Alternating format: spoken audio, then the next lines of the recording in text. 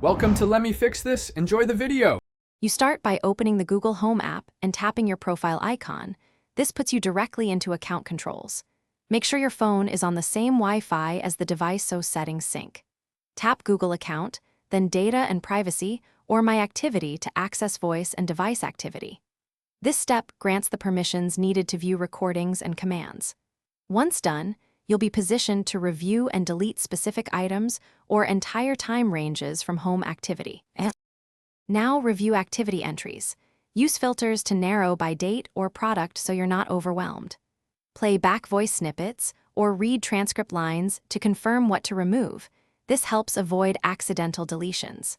Select individual items with the checkboxes for targeted removal or choose the delete menu to pick a custom range or all time. Make sure to double-check the range before confirming, because bulk deletes remove everything matching that filter immediately.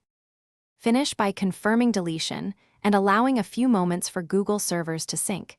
You'll see items disappear from the activity list and your devices. If entries reappear, verify that multiple Google accounts or voice match profiles aren't storing duplicates, and check activity controls to ensure voice and audio recording is handled as you expect. If you prefer ongoing maintenance, enable auto delete with a 3 or 18-month window, so history is removed automatically. Thanks for watching. If you found this helpful, don't forget to like and subscribe.